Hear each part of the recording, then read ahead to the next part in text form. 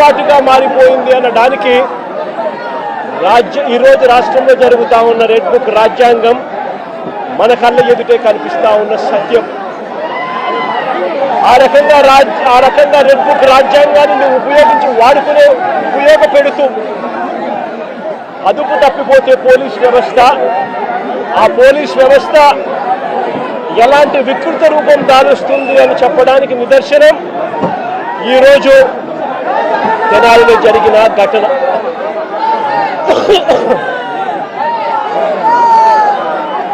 సరే, రాష్ట్రంలో ఇంత భయానక పరిస్థితుల మధ్య తెనాలిలో అసలు ఏం జరిగింది, తెనాలి ఘటన ఎందుకు ఇంత అన్యాయమైన ఘటన అని చెప్పి ఒకసారి లోతుల్లోకి అందరం కలిసికట్టుగా పోదాం.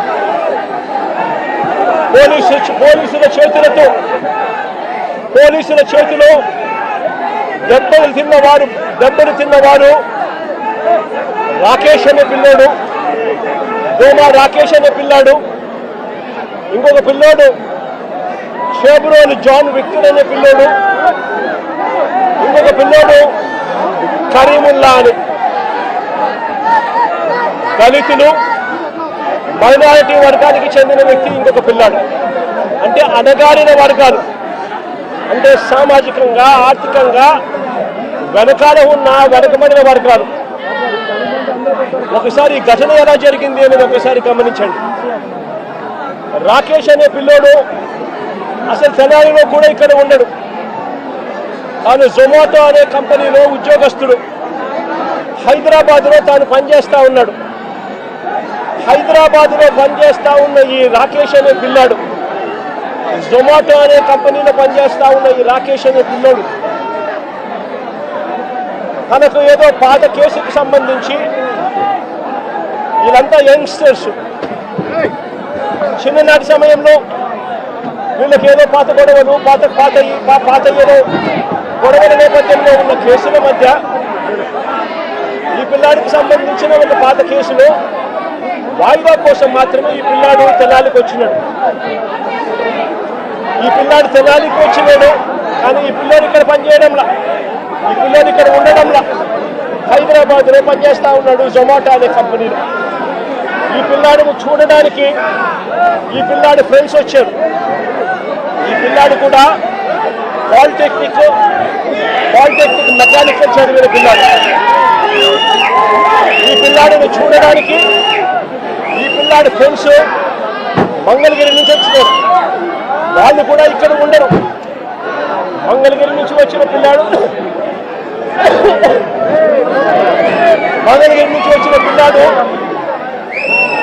విక్టర్ అనే పిల్లాడు. ఈ విక్టర్ అనే పిల్లాడు జూనియర్ అడ్వకేట్.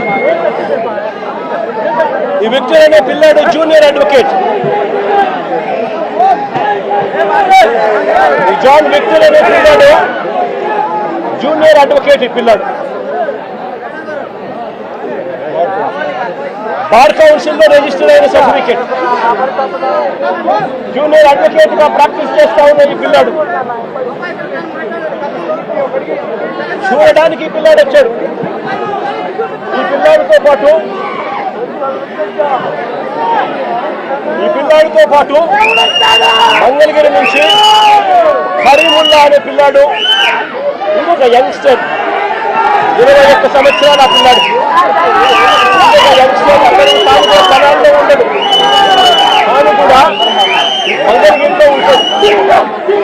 ఈ Babulal, otherwise known as Karimullah, ఒక మెకానిక్ పిల్లాడు. ఈ పిల్లాడు కూడా ఫ్రెండ్ కాబట్టి తాను చూడడానికి వచ్చాడు. వీళ్ళు ముగ్గురు స్నేహపూరితంగా కలవడానికి వస్తే ఇక్కడ వీళ్ళు వచ్చే టయానికి ఇదే ఐతానగర్లో అంబేద్కర్ విగ్రహం వద్ద అదే సమయంలో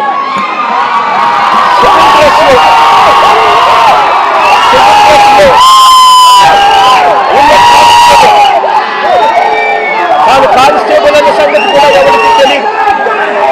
తాను సివిల్ డ్రెస్ లో తాను ఉన్నాడు. ఆ కానిస్టేబుల్ ఎవరితోనో గొడవ పడతా ఉన్నాడు.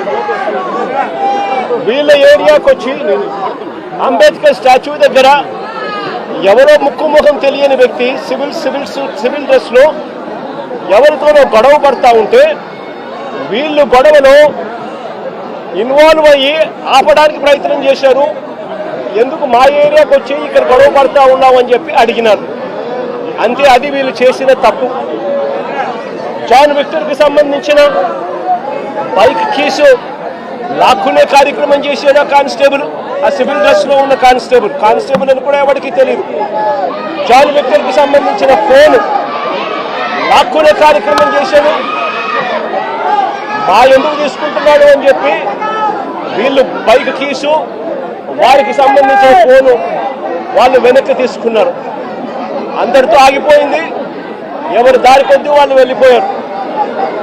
జాన్ విక్టర్ మళ్ళీ మంగళగిరి వెళ్ళిపోయాడు బాబులాల్తో, అదే మన కరీముల్లాతో పాటు కలిసి.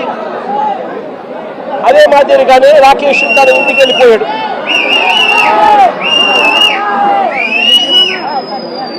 మళ్ళీ మరుసటి రోజు, ఇది జరిగింది ఏప్రిల్ 24వ తారీఖున. ఏప్రిల్ 25వ తారీఖున అంటే మరుసటి రోజున ఎంతటి దారుణం జరిగిందో ఒకసారి గమనించమని అడుగుతా ఉన్నా.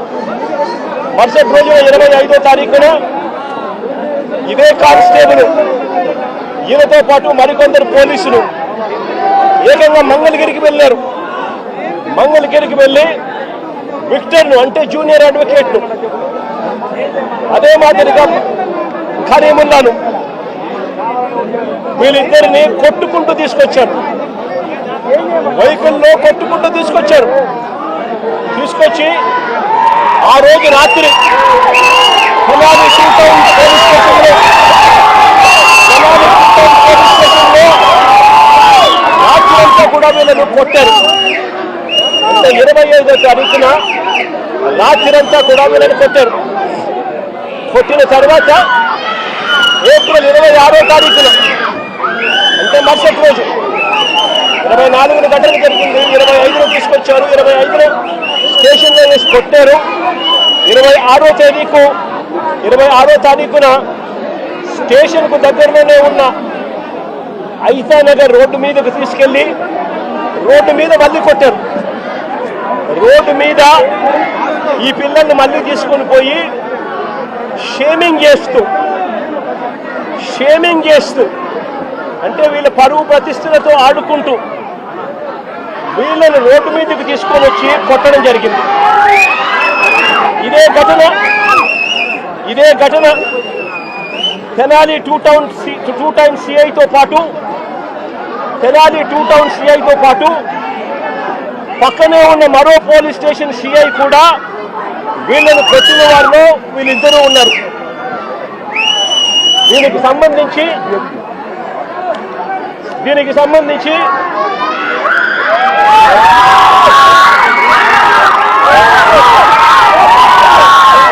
ఆ రోజు అతి కిరాతకంగా నడి రోడ్డు మీద అతి కిరాతకంగా నడి రోడ్డు మీద వీళ్ళ పరువు ప్రతిష్టను తీస్తూ నడి రోడ్డు మీద అతి కిరాతకంగా పోలీసులు కొట్టిన తీరు ఇది.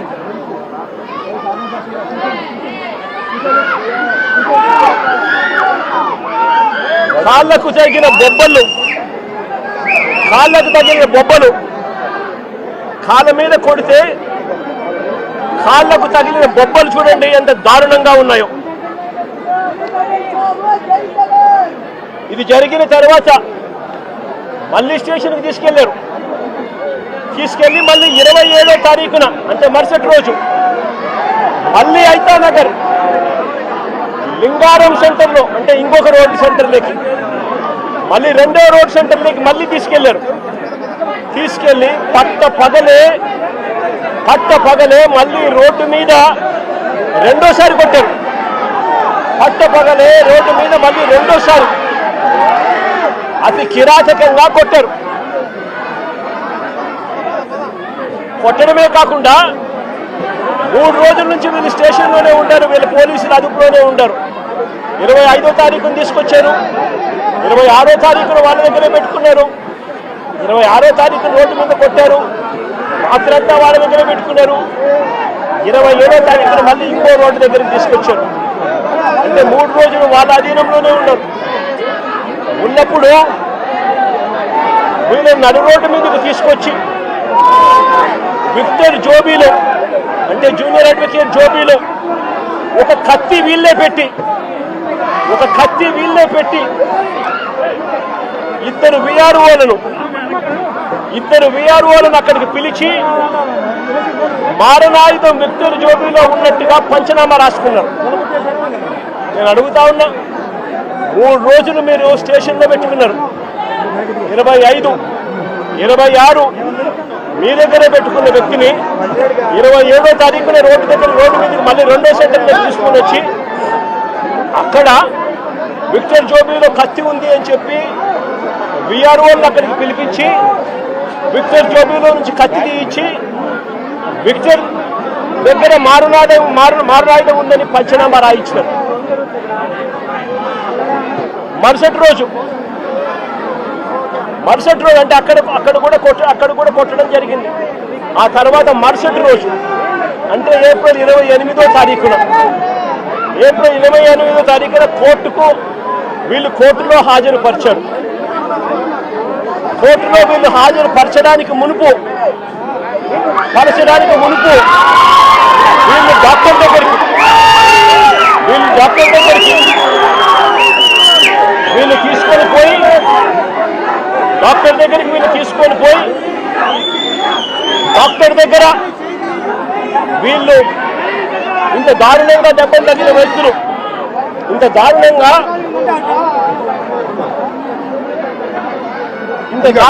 కొడితే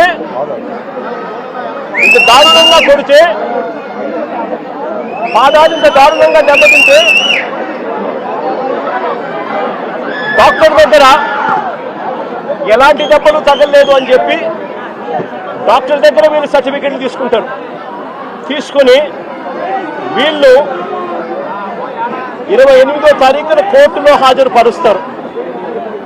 నేను అడుగుతా ఉన్నా, పోలీసులు కొట్టారని గాయాలు ఉన్నాయని జడ్జి గారికి చెప్తే మళ్ళీ ఎస్పీ ఆఫీసుకు తీసుకెళ్లి కరెంటు షాక్ ఇస్తామని చెప్పి కూడా పోలీసులు బెదిరించారు. నేను అడుగుతా ఉన్నా, ఏ సమాజంలో మనం ఉన్నాము అని చెప్పి. ఏప్రిల్ 24వ తారీఖున తనపై హత్యాయత్నం చేశారని కానిస్టేబుల్ మరుసటి రోజు ఉదయం 10 గంటల వరకు ఎందుకు ఆగారు అని అడుగుతా ఉన్నా. పోలీసులు చెప్పే మాటలు వాస్తవమే అయితే 24వ తారీఖున ఘటన జరిగితే మరుసటి రోజు 25వ తారీఖున పొద్దున 10 గంటల దాకా తనపై హత్యాయత్నం చేయడానికి ప్రయత్నం జరిగింది అని పోలీస్ కానిస్టేబుల్ ఎందుకు మరుసటి రోజు ఉదయం వరకు ఎందుకు ఆగారు, ఎందుకు చెప్పలేదు అని అడుగుతా ఉన్నా. పైగా ఈ పోలీస్ స్టేషన్ కేవలం కిలోమీటర్ దూరంలో ఈ అంబేద్కర్ విగ్రహానికి ఎక్కడైతే ఘటన జరిగిందో అక్కడికి కేవలం కిలోమీటర్ దూరంలోనే పోలీస్ స్టేషన్ ఉంది. నేను అడుగుతా ఉన్నా, అసలు సివిల్ డ్రెస్లో ఆ ముగ్గురు దగ్గర సివిల్ డ్రెస్లో కానిస్టేబుల్ ఈ అంబేద్కర్ విగ్రహం దగ్గరికి ఎందుకు వచ్చాడు అడుగుతా ఉన్నా. Logical question. వచ్చిన ఈ కానిస్టేబుల్ ఈ ముగ్గురు పిల్లలతో ఎందుకు గొడవ పడ్డాడు అని అడుగుతా ఉన్నా.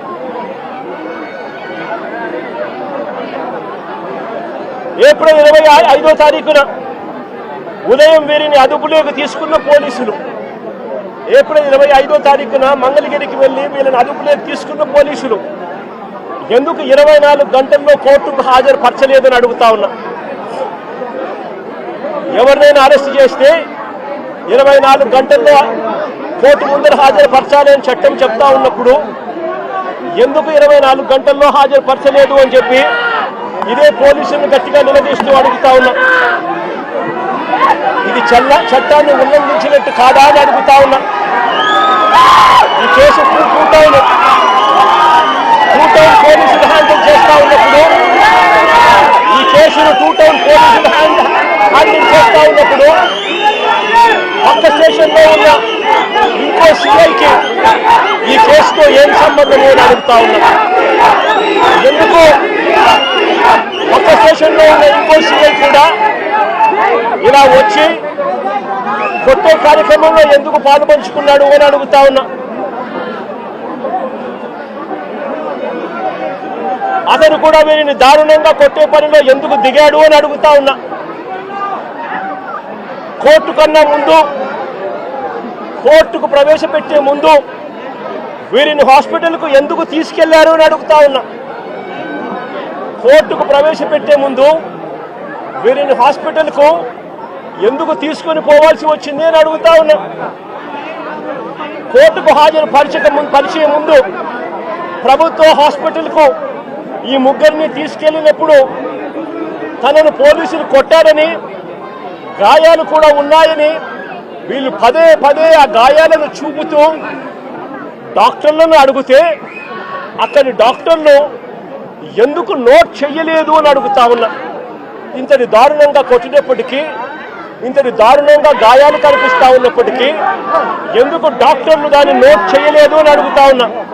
అంటే కేవలం మెడికో లీగల్ కేసు అవుతుంది అని, కేవలం మెడికో లీగల్ కేసు అవుతుంది అని, మెడికో లీగల్ కేసు కాకుండా పోలీసులు డాక్టర్ను కూడా ఈధర్ బెదిరించాలి, లేదా డాక్టర్ కూడా ప్రలోభాలకు లోనయ్యన్నా ఉండాలి.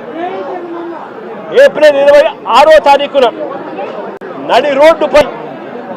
నడి రోడ్డుపై ఈ ముగ్గురిని వీళ్ళు ఇలా కొడుతూ ఉంటే నెల రోజుల తర్వాత ఈ వీడియో బయటకు వచ్చింది. రికార్డు చేసింది కూడా పోలీసులే. ఈ వీడియో రికార్డు చేసింది కూడా పోలీసులే. పోలీసులకు జరుగుతా ఉన్న అన్యాయాల మధ్య పోలీసుల్లో కూడా కొంతమంది జరుగుతా ఉన్న అన్యాయాన్ని జీర్ణించుకునే పరిస్థితి లేక పోలీసులు కూడా, మంచివారైన పోలీసులు ఈ వీడియోను విడుదల చేయడం జరిగింది. నేను అడుగుతా ఉన్నా, ఇంత జరిగినా కూడా ఒకవైపున చట్టాన్ని ఉల్లంఘించింది పోలీసులే, ఒకవైపున చట్టాన్ని అపహాస్యం చేసింది పోలీసులే, మరోవైపున పోలీసులే వీరిని అబాసుపాలు చేస్తూ, వీరి కుటుంబ గౌరవాన్ని మంట కలుపుతూ, ఒకవైపున చేయకూడని పనులన్నీ పోలీసులు చేసి ఆ తర్వాత వీరి మీద ముద్ర వేస్తూ ఉన్నారు. వాళ్ళు చేసిన పనిని జస్టిఫై చేసుకునే దానికోసం ఈ పిల్లల మీద వీళ్ళు ముద్ర వేస్తూ ఉన్నారు. సంఘ విద్రోహ శక్తులుగా, నేరస్తులుగా, గంజాయి బ్యాచ్గా, రౌడీలుగా వీళ్ళ మీద బురద వేసే కార్యక్రమం చేస్తూ ఉన్నారు. నేను అడుగుతా ఉన్నాను ఒకటే, ఆ పాత కేసులకు దీనికి ఈ ఘటనకు ఏం సంబంధమో అని అడుగుతా ఉన్నా. వీరి మీద ఏదైనా గతంలో ఏదైనా కేసులు ఉండొచ్చేమో నాకు తెలియదు, కానీ ఆ పాత కేసులకు ఈ ఘటనకు ఏం సంబంధమో అని అడుగుతా ఉన్నా. ఈ ఘటనలో జరిగింది ఏమిటి అని అడుగుతా ఉన్నా. ఈ జరిగిన ఘటన పాత కేసులకు ఏం సంబంధం అని అడుగుతా ఉన్నా. ఈ ఘటనలో ఏకంగా దౌర్జన్యంగా వాళ్ళ ఇళ్ళకి తీసుకొని పోయి, వాళ్ళ ఇళ్ళలో నుంచి వాళ్ళని లాక్కొని వచ్చి, వాళ్ళని దారుణంగా కొట్టి, రోడ్డు మీద కూడా కొట్టి షేమింగ్ చేసి వాళ్ళని ఇంత దారుణంగా చేస్తూ ఉన్నారు. నేను అడుగుతా ఉన్నాను ఒకటి, ఇలా వక్రీకరించి వ్యక్తిత్వ హరణం చేస్తూ తప్పును ఒప్పుగా చూపించే ప్రయత్నం చేస్తా ఉన్నా ఇదే పోలీసులను అడుగుతా ఉన్నా, ఇక్కడే ఉన్న పోలీసులను అడుగుతా ఉన్నా. విక్టరు ఒక న్యాయవాది, జూనియర్ అడ్వకేట్ కాదా అని అడుగుతా ఉన్నా.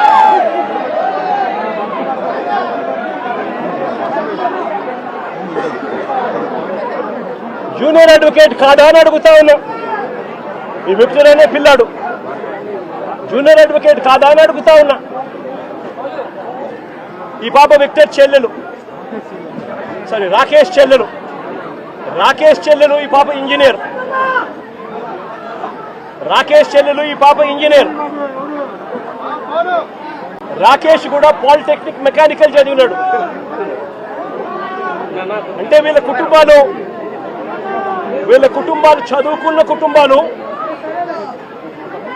చదువుకున్న కుటుంబాల్లో నుంచి వచ్చిన వాళ్ళు మరి ఇలాంటి వాళ్ళ పరువును తీస్తూ నడి రోడ్డు మీద వాళ్ళను కొట్టడం అన్నది, వాళ్ళను పబ్లిక్ షేమింగ్ చేయడం అన్నది ధర్మమేనా అని అడుగుతా ఉన్నా.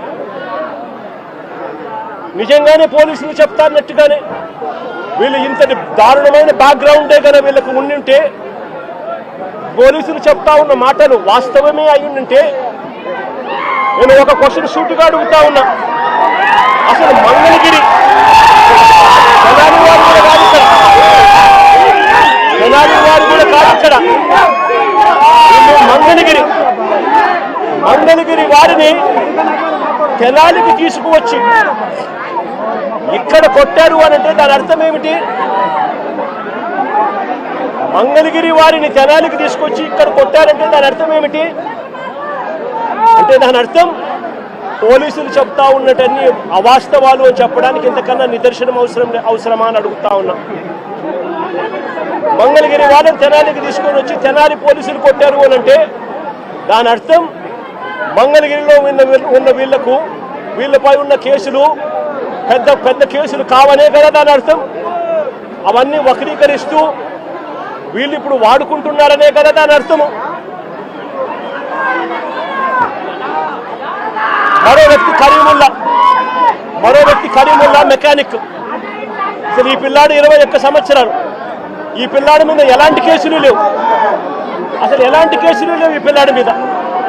ఇంకో ఆశ్చర్యకరమైన విషయం ఏమిటో తెలుసా? ఈ ముగ్గురి మీద కూడా అంటే రాకేష్ మీద, విక్టర్ మీద, కరీముల్లా మీద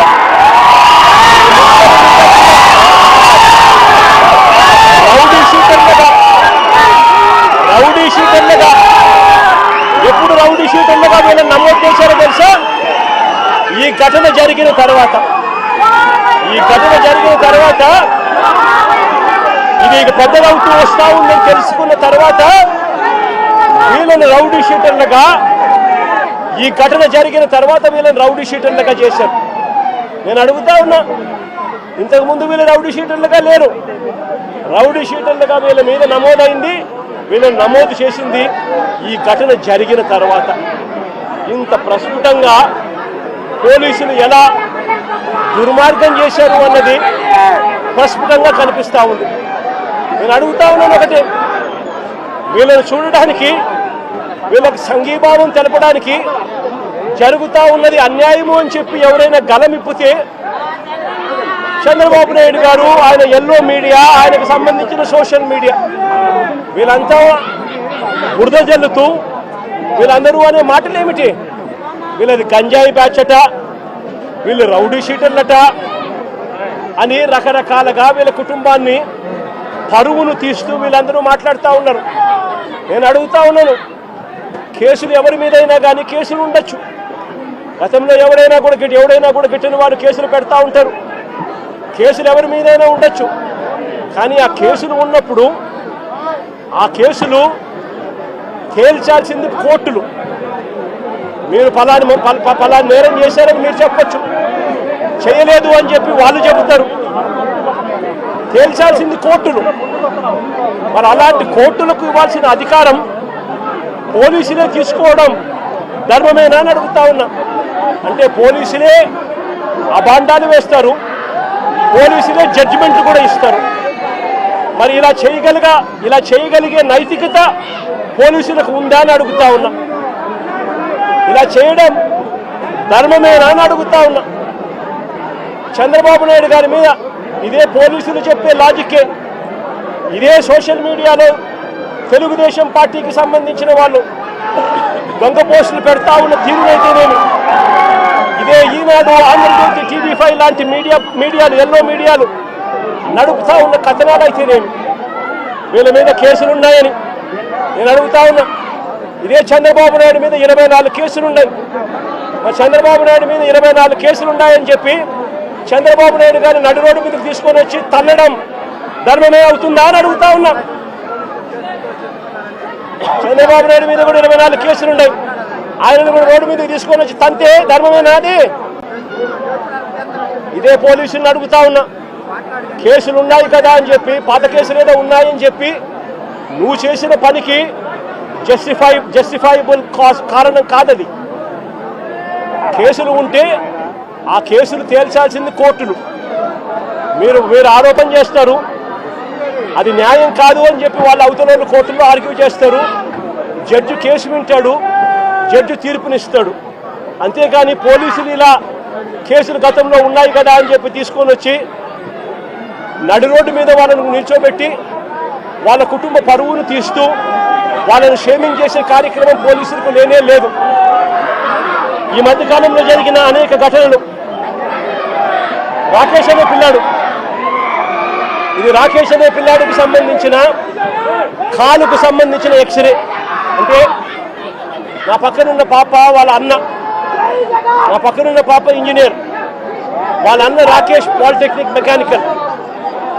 ఆ పిల్లాడికి సంబంధించిన కాలుకు సంబంధించిన ఎక్స్రే. ఇలా కాలు ఇరిగిపోయింది, లోపల రాడ్ ఉంది, రాడ్ పెట్టి ఆ రాడ్కు కాలును ముడేసి డాక్టర్లు ఈ మాదిరిగా ఉన్న పరిస్థితిని చూస్తే పోలీసులు ఆ కాలు మీద కాలు పెట్టి నడి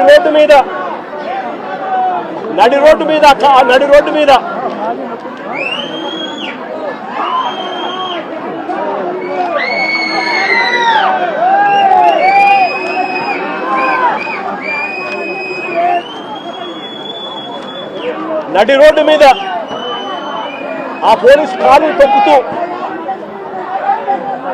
ఆ రాకేష్ అనే పిల్లోడిని ఇలా కొట్టడం, అది కూడా నడి రోడ్డు మీద షేమింగ్ చేస్తూ చేయడం ధర్మమేనా అని అడుగుతా ఉన్నా. హరి అనే వ్యక్తి,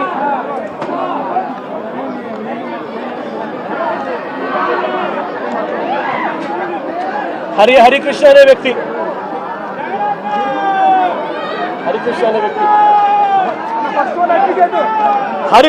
వ్యక్తి ఈ వ్యక్తి మీద ఈ మధ్య కాలంలోనే దాచేపల్లిలో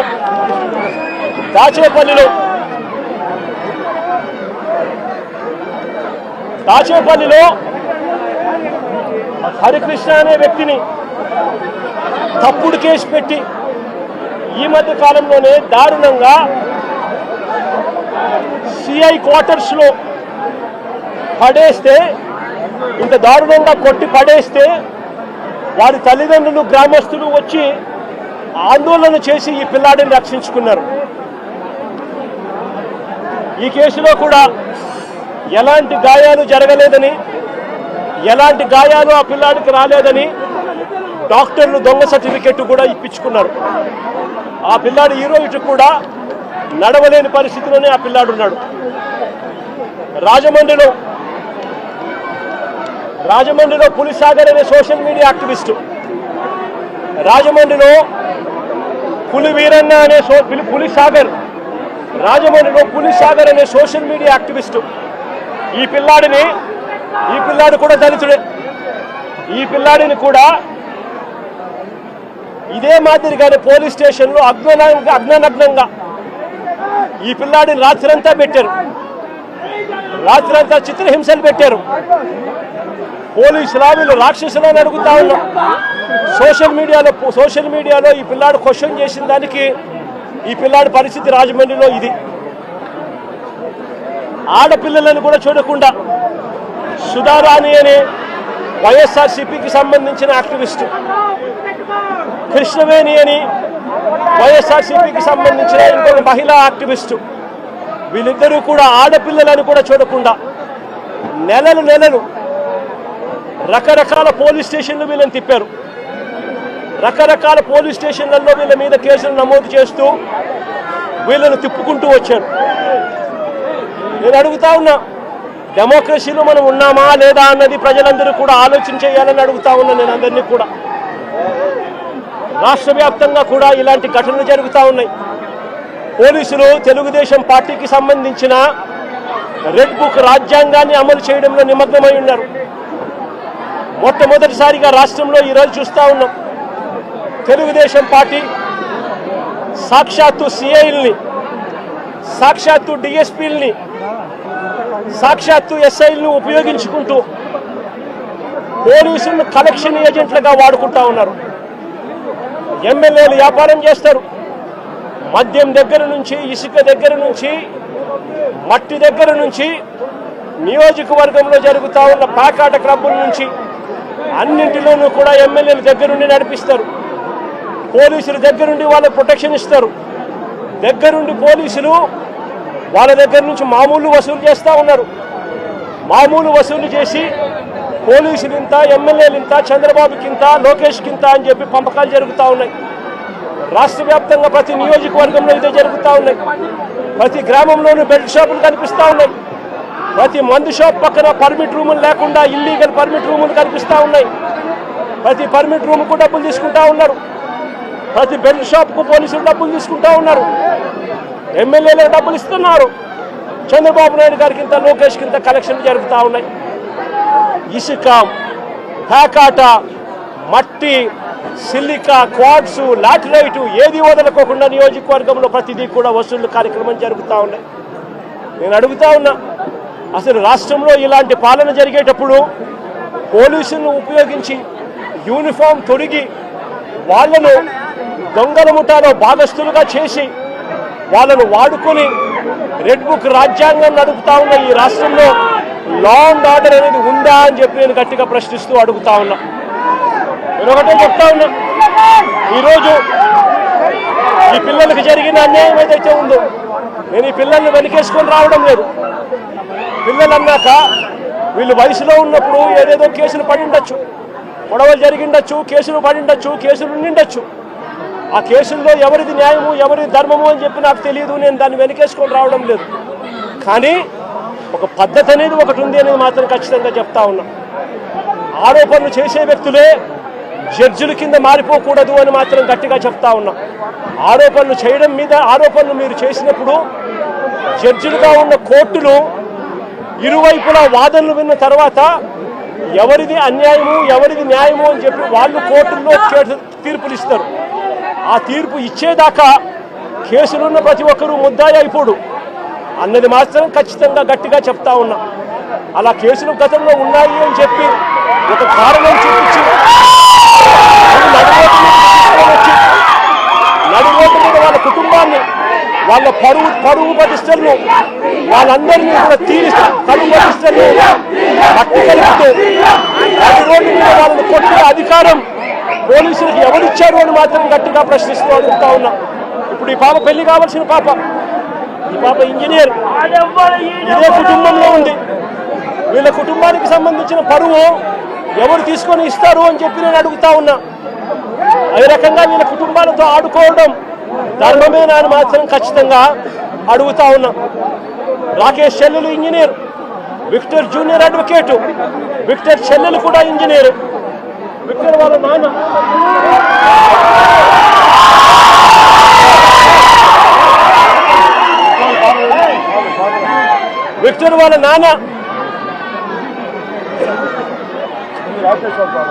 రాకేష్ వాళ్ళ విక్టర్ వాళ్ళ నాన్న ప్రజాశక్తి రిపోర్టర్. విక్టర్ వాళ్ళ నాన్న ప్రజాశక్తి అనే పేపర్కు మాజీ రిపోర్టర్. అంటే ఒక మాజీ రిపోర్టర్ కొడుకు పరిస్థితి ఇది. ఒక మాజీ రిపోర్టర్ కొడుకు పరిస్థితి ఇది. రాకేష్ అనే పిల్లోడు అసలు ఇక్కడ లేడు. హైదరాబాద్లో ఉద్యోగం చేసుకుంటా ఉన్నాడు. జొమాటో అనే కంపెనీలో ఉద్యోగం చేసుకుంటా ఉన్నాడు. ఆ పిల్లాడు ఇక్కడికి వచ్చినప్పుడు జరిగిన ఘటనలో ఆ పిల్లాడిని బ్రాండింగ్ చేసి ఆ పిల్లాడి కుటుంబాన్ని పరువును కూడా తీస్తూ ఉన్నారు. ధర్మమేనా అన్నది ప్రతి ఒక్కరూ కూడా ఆలోచన చేయమని కోరుతా ఉన్నాం. లా అండ్ ఆర్డర్ పూర్తిగా కుప్పకూలిన పరిస్థితుల మధ్య చంద్రబాబు నాయుడు గారి ప్రభుత్వంలో ప్రతి వ్యవస్థ నీరుగారిన పరిస్థితుల మధ్య స్కూళ్లు దిగజారిపోయాయి. పిల్లలకు ఇవ్వాల్సిన ఫీజు రీయింబర్స్మెంట్ బకాయిలు ఇవ్వడం లేదు. సంవత్సరం దాటిపోయింది, స్కూళ్లు పట్టించుకోవడం లేదు. విద్యారంగం పూర్తిగా నాశనం అయిపోయింది. వైద్య రంగం పూర్తిగా దివాలా తీసింది. నెట్వర్క్ హాస్పిటల్కు నెలకు 300 కోట్ల రూపాయలు ఖర్చు అవుతుంది. 12 నెలలు అయిపోయింది. 12 నెలల నుండి 3,600 కోట్ల రూపాయలు పైచిలకు వాళ్ళకి బకాయిలు ఉన్నారు. ఏ పేదవాడు నెట్వర్క్ హాస్పిటల్లో ఆరోగ్యశ్రీ సేవలు ఉచితంగా అందుకునే పరిస్థితిలో లేడు. మరోవైపు వ్యవసాయం దిగజారిపోయింది. ఏ పంటకు గిట్టుబాటు ధరలు రాని పరిస్థితి. రైతులకు పెట్టుబడి సహాయం లేదు. రైతులకు ఉచిత పంటల బీమా లేదు. ఈ క్రాప్ నాశనం అయిపోయింది. ఆర్బీకేలు నిర్వీర్యమైపోయినాయి. సమయానికే ఇవ్వాల్సిన ఇన్పుట్ సబ్సిడీలు రాని పరిస్థితి. ఇంత దారుణంగా రైతు పరిస్థితి ఉన్నారు. మరోవైపున లా అండ్ ఆర్డర్ పూర్తిగా గాలికి ఎగిరిపోయిన పరిస్థితులు. వీటి అన్నిటి మధ్య మా ప్రభుత్వం గతంలో అమలు చేస్తా ఉన్న పథకాలన్నీ రద్దు చేశారు. మరోవైపున వీళ్ళు చేస్తాము అని మాట ఇచ్చిన సూపర్ 6లు సూపర్ 7లు గాలి కొదిలేశారు. 143 హామీలు మేనిఫెస్టోలో ఏదైతే చెప్పారో వాటిని పట్టించుకున్న పాపాన పోలేదు వీళ్ళంతా.